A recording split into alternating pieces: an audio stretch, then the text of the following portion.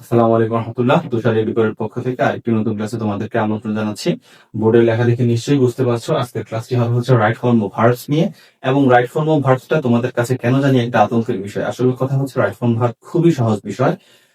এই ক্লাসটা কাদের জন্য? এই ক্লাসটা হচ্ছে সবচেয়ে বেশি প্রয়োজন হচ্ছে এখন যারা এসএসসি 2026, এই 2 দিন পরেই তোমাদের পরীক্ষা, তাদের জন্য শেষ মুহূর্তে প্রস্তুতি হিসেবে তোমরা এটা ঝালাই করে নিতে পারো। জুলাই 2 তারিখ থেকে হচ্ছে আমাদের এইচএসসি পরীক্ষা, তাদের জন্য। এছাড়া আমাদের ক্লাস 10-এর যারা এখন আছো, তোমরাও সম্ভবত 2026-এর ডিসেম্বরে পরীক্ষা দিতে হবে তোমাদের জন্য। এবং যারা মাত্র ক্লাস 9-এ উঠছো, তাদেরকে এখন থেকে একটু সহজভাবে শিখলে হবে কি, তাহলে পুরো অন্য 2 বছর আর তোমার এত বেশি কষ্ট করতে হবে না। আর রাইট ফর্ম অফ ভার্ব পড়ার সময় একটা জিনিস খেয়াল রাখবে, যে এখানে তোমাকে রুলস যতটা না সাহায্য করবে, তার চেয়ে বেশি অর্থ তোমাকে বেশি সাহায্য করবে। কারণ এমন অনেক অবস্থান আছে, জায়গা আছে, যেখানে তুমি দেখা যাবে যে তুমি যদি অর্থ না বুঝো, তাহলে হবে কি, তুমি রুলসটা অ্যাপ্লাই করতে পারবা না। সেক্ষেত্রে আমরা রুলসের সাথে সাথে অর্থটার প্রতিও জোর দিব। কারণ হচ্ছে ইংলিশটাকে তুমি যদি একটা গর্ত মনে করো, তাহলে ওই গর্ত থেকে আসলে আহ মানে অর্থের সিঁড়ি বেয়ে বেয়ে ওঠা ছাড়া তুমি উঠতে পারবা না ওই গর্ত থেকে। আশা করি বুঝতে পারছো। আমরা কথা না বাড়িয়ে আমাদের ক্লাসে চলে যাই। এই ক্লাসটা একটু বড় হবে, কারণ এখানে আমি যে রুলস গুলা খুব বেশি ইম্পর্টেন্ট, আমি সেগুলা লিখবো ধারাবাহিকভাবে।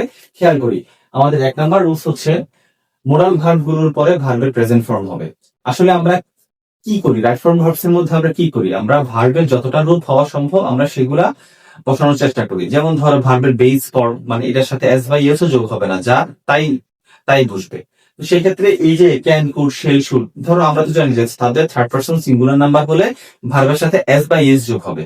কিন্তু হির পরে যদি আমার ক্যান থাকে, হির পরে যদি আমার ক্যান থাকে, এরপরে যদি ডু থাকে, তাহলে এই ডুর সাথে ভার্বের সাথে এস বা ইয়েস বসবে না। সেক্ষেত্রে এখানে শুধু ডু বসবে। তাহলে এটাকে বলা হচ্ছে ভার্বের বেস ফর্ম। এরপর এটার সাথে আবার এস বা ইয়েস যোগ হতে পারে, এটার সাথে শুধু আইএনজি যোগ হতে পারে। শুধু আইএনজি যোগ না হয়ে এটা কন্টিনিউয়াস হিসেবে আইএনজি যোগ হতে পারে, যেমন এম, ইজ, ওয়াজ, ওয়ার, এগুলো দিয়ে আইএনজি যোগ হতে পারে।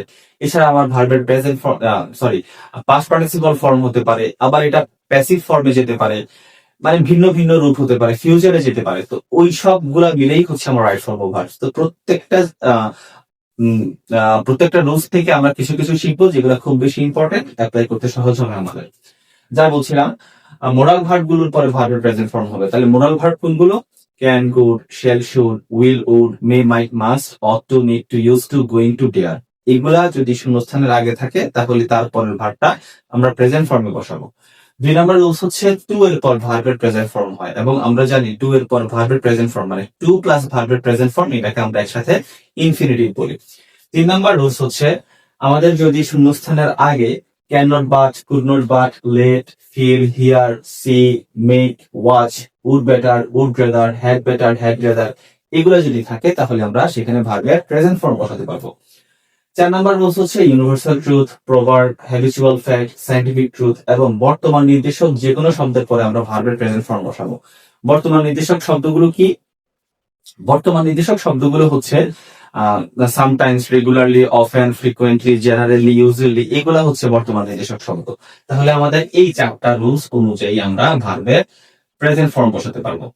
একটু ভালো করে এই 4টা রুলস গুলা আবার যদি তোমাদের খেয়াল রাখতে সমস্যা হয়, আবার শুরু থেকে একটু শুনে নিও, তাহলে সুবিধা হবে। আমরা শুধুমাত্র 5 নাম্বার রুলসটা দিয়ে ভার্বের পাস্ট ফর্ম কভার করার চেষ্টা করবো। খেয়াল করি আমরা 5 নাম্বার রুলস আমরা কি লিখেছি। অতীত নির্দেশক যে কোনো শব্দ, যেমন কি হতে পারে, সেটা ইয়েস্টারডে হতে পারে, long ago, long since, past, yesternight, মানে অতীত যা বোঝাবে যে শব্দগুলো দিয়ে সেগুলো। অ্যাজ সুন এজ যুক্ত সেন্টেন্সের উভয় ক্লজে, আমরা জানি যে অ্যাজ সুন এজ যুক্ত সেন্টেন্সটাতে 2টা ক্লজ থাকে, কমার আগে একটা ক্লজ, কমার পরে একটা ক্লজ। তো ওই 2টা ক্লজেই যদি শূন্যস্থান থাকে, সেক্ষেত্রে আমরা 2 জায়গায় ভার্বের পাস্ট ফর্ম বসাবো। তারপর আছে হচ্ছে it is time, it is high time, এইগুলার পরে, এবং no sooner had dot dot then, ওই দেনের পরে আমরা ভার্বের পাস্ট ফর্মটা বসাবো। আচ্ছা, 6 থেকে শুরু হয়ে তারপরে আমরা যেসব ক্ষেত্রে ভার্বের সাথে আইএনজি হয় সেগুলো আমরা শিখবো। এখানে আপাতত আমরা জায়গা স্বল্পতার কারণে 2টা রুলস লিখতে পেরেছি, বাকিগুলা পরে লিখে তোমাদেরকে বোঝাচ্ছি আমি। যেমন প্রিপোজিশনের পরে ভার্বের সাথে আইএনজি হয়। তো সেক্ষেত্রে ব্যাপারটা কি? ব্যাপারটা হচ্ছে মূলত আমরা তো পড়েই ফেলেছি যে টু পরে ভার্বের প্রেজেন্ট ফর্ম হয়। তার মানে টু ছাড়া অন্য যে প্রিপোজিশন গুলো আমার আছে, in, on, for, with, without, as, এইগুলার পরে আমার ভার্বের প্রেজেন্ট ফর্ম হবে। যদিও টু পরে ভার্বের প্রেজেন্ট ফর্ম হয়, কিন্তু টু যদি প্রেজ হিসেবে থাকে, যেমন with an eye to, with a view to, look forward to, get use to, এগুলোর পরে ভার্বের সাথে আইএনজি হবে।